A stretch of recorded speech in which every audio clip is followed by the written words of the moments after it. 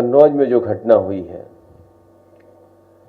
हम और आप लोग रेलवे स्टेशंस को अगर देखें तो जो अंग्रेजों के जमाने के बने हैं वो आज भी वैसे ही के वैसे मजबूत दिखाई दे रहे हैं।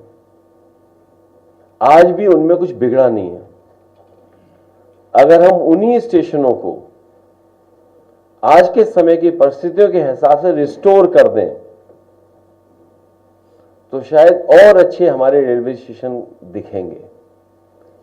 जो कन्नौज में रेलवे स्टेशन या उसकी शटरिंग या जो बनते समय चीजें गिरी हैं, जिसकी वजह से बड़े पैमाने पर मजदूर दबे, भगवान की कृपा है कि किसी की अभी तक जान नहीं गई है।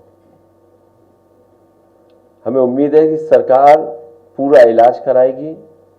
उन परिवारों की मदद की घोषणा की है, कम की है, और करनी चाहिए। साथ ही साथ सरकार को यह भी देखना चाहिए कि आखिरकार ठेके में कौन लोग शामिल थे।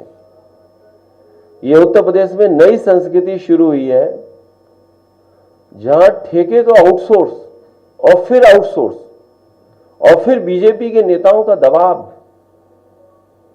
तो जहां ठेकेदार अपना प्रॉफिट के लिए किन किन चीजों से कंप्रोमाइज कर रहा है और जिन मानकों को और जिस सेफ्टी के साथ हमें काम करना चाहिए, हम वो सेफ्टी भी मजदूरों को नहीं दे पा रहे हैं, जिसकी वजह से घटनाएं हो रही हैं।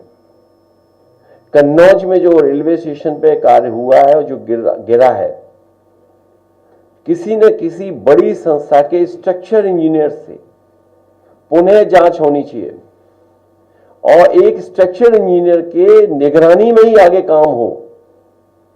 क्योंकि सुनने में ये आ रहा है जो क्वालिटी सीमेंट की, जो क्वालिटी सरिया की, जो क्वालिटी होनी चाहिए थी वो नहीं है।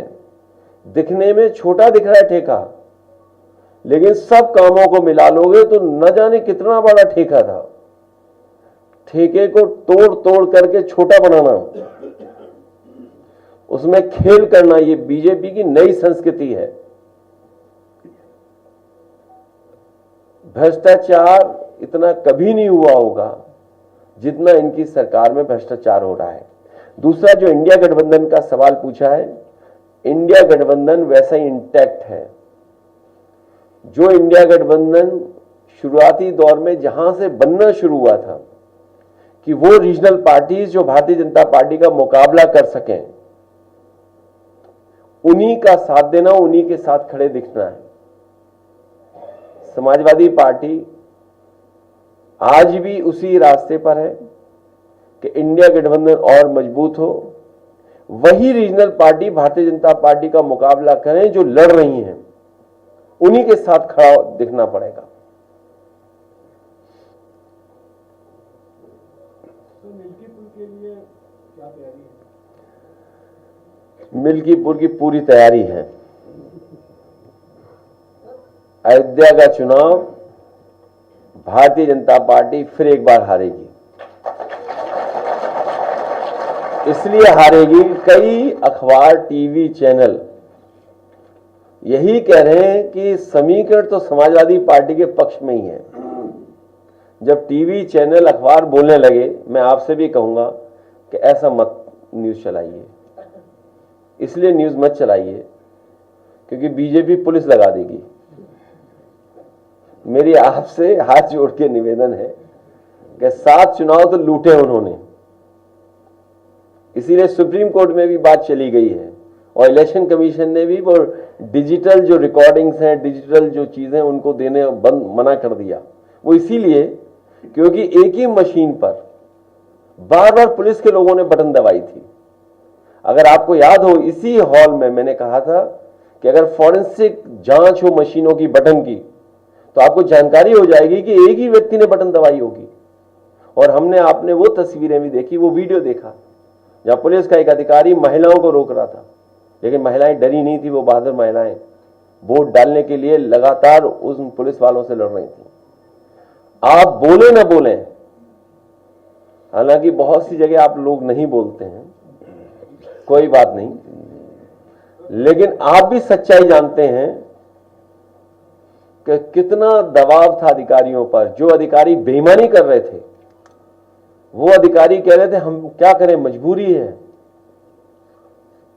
तो मिल्कीपुर का चुनाव जनता समाजवादियों को जिताने जा रही है। बस आपसे निवेदन है कि आप हमारी बड़ाई मत करना। सर 5 मंत्रियों को लगाई गई है ड्यूटी वहां पर, अभी 5 मंत्री। अगर आप विभाग देखोगे उन मंत्रियों का, वो सब लूटने वाले लोग हैं, विभाग लूटे हैं। आप बताइए किस विभाग में नहीं आ रही हैं शिकायतें, किस विभाग में शिकायतें नहीं है?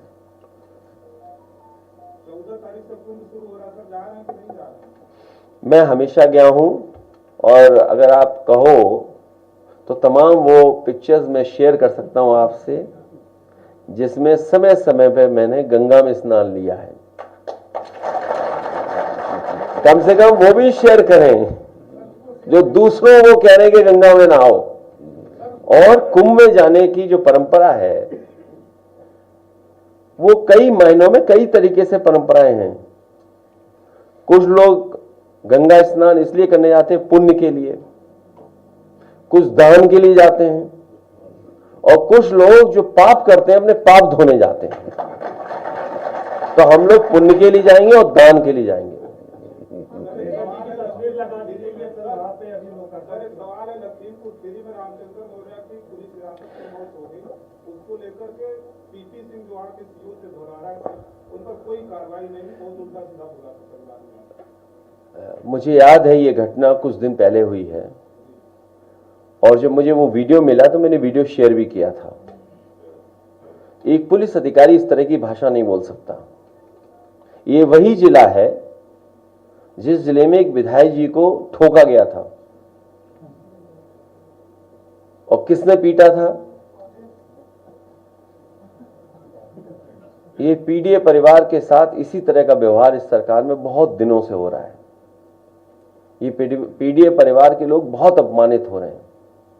इसलिए मैंने ये भी कहा कि पीड़ित, दुखी, अपमानित लोग पीडीए के साथ खड़े दिखाई दे रहे हैं।